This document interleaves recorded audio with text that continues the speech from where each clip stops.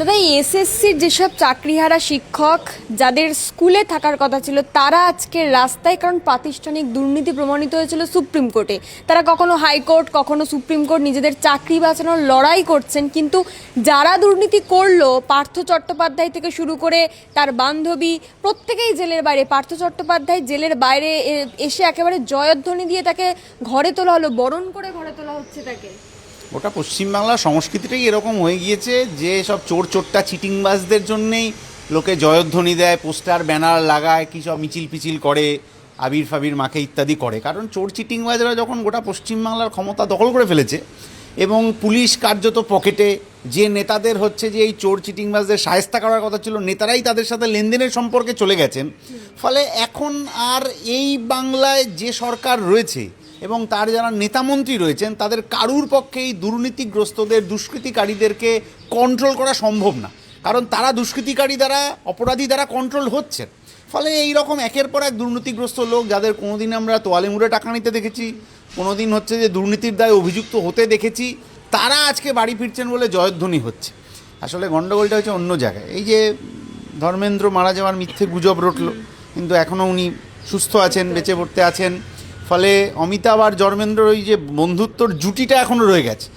একই রকমভাবে বিজেপি এবং তৃণমূলের ওই যে বন্ধুত্বের জুটিটা, ওটা এখনও রয়ে গেছে বলেই সাধারণ মানুষের চোখে যারা অপরাধী তাকে কোর্টের সামনে ইডি সিবিআই অপরাধী হিসেবে সাব্যস্ত করতে পারছে না। কারণ ক্রমাগত তাকে পিছন থেকে বিজেপি বা আরএসএস, ও দিল্লি না পশ্চিমবাংলা কোন কে করছে জানি না, কিন্তু বিজেপি বা আরএসএস তাকে পিছন থেকে ক্রমাগত টেনে ধরছে।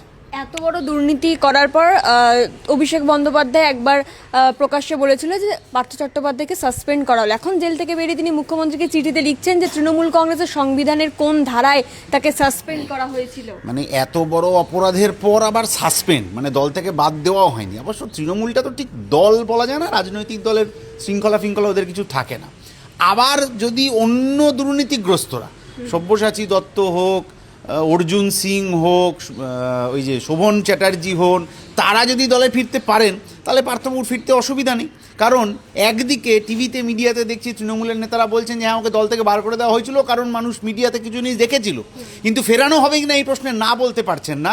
কারণ ওই ঘটনা এখনও প্রমাণিত হয়নি বলে, বিজেপির ভরসায় তো এখনও ওই তদন্ত প্রমাণিত হয়নি, ফলে প্রমাণিত হয়নি বলে তাকে আবার ফিরিয়ে নিয়ে আসার একটা আগ্রহ আছে।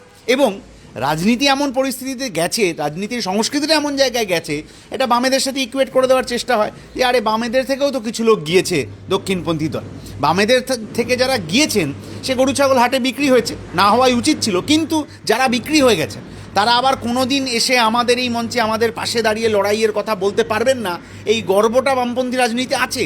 কিন্তু তৃণমূল বা বিজেপির নেতারা, যে তৃণমূলের নেতা বলেছিলেন চৌকাটে শুয়ে পড়লাম, আর কেউ এখানে ঢুকতে পারবে না, যারা বেরিয়েছে সেই নেতাকে টপকে টপকে টপকে টপকে সবাই ঢুকে পড়েছে।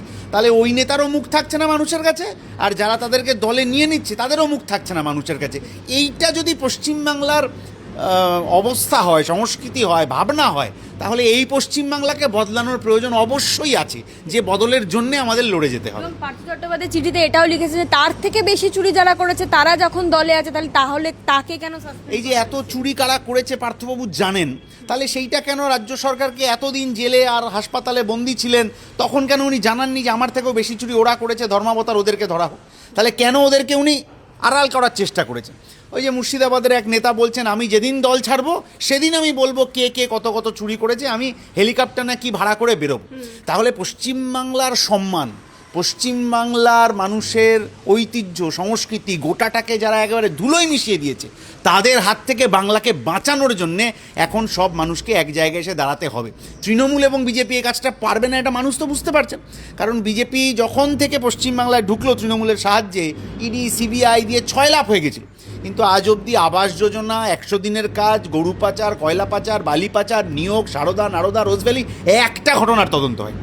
সবাই জেল থেকে বেরিয়ে গেছে, শুধু ওই সুদীপ্ত সেন আর ইত্যাদি কয়েকজন জেলে রয়েছেন কোল্যাটারাল ড্যামেজ হিসেবে, বাকি সবাই জেল থেকে বেরিয়ে গিয়েছে। তাহলে এরা যে আসলে তৃণমূলকে হটাতে পারবে না এই বিজেপি, সেটা বাংলার মানুষ বুঝতে পারছেন। তাহলে এই খারাপ অবস্থায় চলে যাওয়া বাংলাকে বাঁচানোর জন্যে বামপন্থীদের ওপরেই মানুষের ভরসা এটা করতে কি হবে। শুধু বাংলার মানুষ বুঝছে নাকি বিজেপির দলে থাকা সাংসদ তথা প্রাক্তন বিচারপতি অভিজিৎ গঙ্গোপাধ্যায় ঠিক পার্থ চট্টোপাধ্যায় জেল থেকে বেরোনোর দুদিন আগে যে বক্তব্য রেখেছিলেন যে কেন্দ্রই বিজেপি বোধহয় চায় না রাজ্য থেকে তৃণমূল সরকার সরুক, তাহলে তিনিও কি বুঝে গেছেন? এটা তো আমরা বহুদিন ধরে বলছি।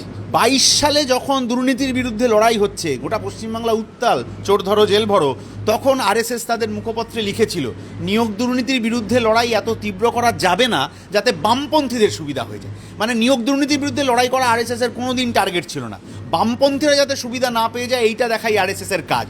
ফলে যে মানুষ ভেবেছিলেন যে তৃণমূলকে আটকাতে বিজেপি কিছু পারবে, সে মানুষ আজকে হতাশ হচ্ছে। কিন্তু অভিজিৎবাবুর তো জহর সরকারকে দেখে শেখা উচিত ছিল। জহর সরকার তৃণমূলে গিয়েছিলেন কিছু একটা ভাবনায়, সেই ভাবনা তৃণমূল ফুলফিল করতে পারেনি, দমবন্ধ পরিস্থিতি হচ্ছিল, উনি পদত্যাগ করে চলেন। অভিজিৎ গাঙ্গুলিও যদি দুর্নীতির বিরুদ্ধে লড়তে চান তাহলে ওই আরও দুর্নীতিগ্রস্ত দলটা, যে দলটা গোটা দেশ বেচে দিচ্ছে, যে দলটা মহিলাদের সম্মান করতে পারে না, সেই বিজেপির সাংসদপদটা ছেড়ে এসে তাকে রাস্তায় দাঁড়ানো উচিত। কারণ তাহলে মানুষ বুঝবেন যে হ্যাঁ, উনি দুর্নীতির বিরুদ্ধে লড়াই করতে পারবেন। বিজেপি এই দুর্নীতির বিরুদ্ধে লড়বে না, এটা দিনের আলোর মতো স্পষ্ট। লড়বে না বলেই যে বিরোধী দলনেতা 23 ডিসেম্বরে তারিখ ঘোষণা করেছিলেন, তারিখ পে তারিখ ইডি সিবিআই আসবে আর দুর্নীতিগ্রস্ত নেতাদের ধরে নিয়ে যাবে তৃণমূলের, আজকে তাকে ধর্মজাতের লড়াইয়ের কথা বলতে হচ্ছে, দুর্নীতির বিরুদ্ধে লড়াইয়ের কথা তিনি আর বলতে পারছেন না। ফলে এই অবক্ষয়ের হাত থেকে বাংলাকে বাঁচাতে হবে। এবং তাহলে রাজ্যে যে তৃণমূল এবং বিজেপি তাদের মধ্যে যে বাতানুবাদ বা তাদের মধ্যে যে যুদ্ধ, সেটা কি শুধুমাত্র সাধারণ মানুষকে ভুলিয়ে রাখা? কি বাদানুবাদ আপনি দেখছেন বলুন তো? কি বাদানুবাদ হচ্ছে? বিজেপি উত্তরপ্রদেশে মন্দির বানাবে, তৃণমূল পশ্চিমবাংলায় মন্দির বানাবে। বিজেপি হাতরা সুন্নাও ঘটাবে, আর তৃণমূল হচ্ছে আরজিকর, পার্ক স্ট্রিট, কামদুনি, খরজুনা, রানীনগর এইসব ঘটাবে। বিজেপি ওখানে শিল্প তৈরি করবে না গোটা দেশ জুড়ে, তৃণমূল রাজ্যে শিল্প তৈরি করবে না। বিজেপির ওখানে ব্যাপক কেলেঙ্কারি হবে, তৃণমূলের এখানে নিয়োগ দুর্নীতি হবে। আপনি কোনো তফাৎ খুঁজে পাবেন না এদের, শুধু মডেলগুলো আলাদা হয়ে যায়। আপনি বাদিকের দোকানে গেছেন, সেখানে জামা পরে আরেক মডেল আছে, ডান দিকের দোকানে জামা পরে আরেক মডেল আছে, কিন্তু দুটো জামা একই কোম্পানি ও আরএসএসই বানিয়েছে, দুটো আলাদা আলাদা দোকানে রেখেছে খালি মানুষকে বিভ্রান্ত করার জন্য। কিন্তু মানুষ কিন্তু আর বিভ্রান্ত হচ্ছেন না। এই দীর্ঘদিনের যন্ত্রণায় মানুষ বুঝেছেন যে এই বিজেপিকে দিয়ে তৃণমূলকে হটানো যাবে না। কিন্তু তাহলে বামেরা কেন এই জায়গায় গুরুত্বপূর্ণ পদক্ষেপ নিতে পারছে? বামেরা গুরুত্বপূর্ণ পদক্ষেপ নিচ্ছে বলেই 23-এর পঞ্চায়েত নির্বাচনের সময় বামেদের ভোট পাওয়া ব্যালট বাক্সে কালি ঢেলে দিতে হয়েছিল। বামেরা গুরুত্বপূর্ণ বলেই 23-এর পঞ্চায়েত নির্বাচনের সময় 6-7 জন বামপন্থী কর্মীকে শহীদ হতে হয়েছিল। বামেরা গুরুত্বপূর্ণ বলে ব্যালট খেয়ে নিতে হয়েছিল তৃণমূলের নেতাদের। এবং বামেরা গুরুত্বপূর্ণ বলেই ক্রমাগত আপনি তৃণমূল বিজেপি নেতাদের দেখুন, সত্যি মিথ্যে অর্ধসত্য ইত্যাদি দিয়ে ক্রমাগত বামেদেরকে আক্রমণ করে যেতে হচ্ছে যাতে বামেদের ভোট ব্যাংকে ধস ধরানো যায়। বিজেপির যে সভাপতি বলেছেন সিবিআই এর কাজে আমি খুব হতাশ, তিনিই বামপন্থীদের বলছেন যে আপনারা আমাদেরকে ভোট দিন। কারণ ওইটা বাম ভাবনা, বাম পন্থা, বামের মতাদর্শ যে আসলে সাধারণ মানুষের জন্যে, সেটা বুঝতে পারছেন। 100 দিনের কাজ চালু করলো কারা পশ্চিমবাংলায়? সেই বামপন্থীদের লড়াই, তাদের কোর্টের ভেতরের লড়াই, রাস্তার লড়াই তৃণমূল বিজেপি তো করেন।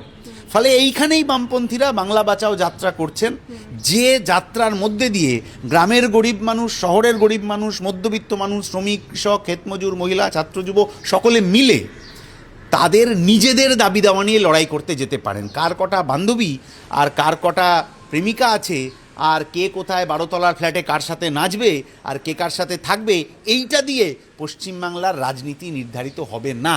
পশ্চিমবাংলার রাজনীতি নির্ধারিত হবে পশ্চিমবাংলার যে অগণিত সাধারণ মানুষ, গরিব খেটে খাওয়া মানুষ, তারা দুবেলা দুমুঠো খেতে পাবে কিনা, তারা তাদের হাতে একটা স্থায়ী কাজ পাবে কিনা, তাদের ছেলে মেয়েকে ভবিষ্যতে বাইরে চলে যেতে বাধ্য হবে কি হবে না, এইটা দিয়ে পশ্চিমবাংলার রাজনীতি ঠিক হবে, এটাই আমরা চাই। বাংলা বাঁচাও যাত্রা করলে ভোটের আগে ভোট বাক্সে কি তার কোনো ফল দেখতে? ভোট বাক্সে অবশ্যই প্রভাব পড়বে, কারণ এইটা তো মানুষের আসলে ভরসা তৈরির সময়। কোটি কোটি টাকা খরচা করে বিজেপির পক্ষ থেকে সোশ্যাল মিডিয়া ক্যাম্পেন এবং তৃণমূলের পক্ষ থেকে সোশ্যাল মিডিয়া ক্যাম্পেন করা হয় নিজেদের ফালতু এজেন্ডাগুলোকে তুলে দেওয়ার জন্য। এই যে এখন পার্থ চ্যাটার্জি যা বক্তৃতা করছেন, এই গোটাটা আসলে ইমেজ মেকওভার করার জন্য। আপনার মনে থাকবে মদন মিত্রও এইরকম জেল থেকে বেরিয়ে আসার পর সোশ্যাল মিডিয়ায় নানা রকম এরকম জিনিস করতেন, যেটা আসলে তার ইমেজ মেকওভার হতো। মানে দুর্নীতিগ্রস্ত নেতা থেকে রসিক নেতা, এইটায় উত্তরণ যদি তৃণমূলের ভাষায় বলি, সেটা করার মতো ব্যবস্থা তিনি করতেন। পার্থ চট্টোপাধ্যায় গতকাল থেকে যা করছেন ওটা আসলে তাই, যে তার দুর্নীতির ইমেজটা ভুলে যেতে হয়। শোভন চ্যাটার্জির ক্ষেত্রেও তাই। নারদায় তোয়ালে মুড়ে টাকা নেওয়ার থেকে উনি ওনার বান্ধবীর সাথে বাড়ির 12তলায় রবীন্দ্রসঙ্গীতের সাথে নাচছেন, এই ফ্রেমটা বড় করে হাইলাইট করা হয়েছিল দুর্নীতিটাকে আড়াল করার জন্য।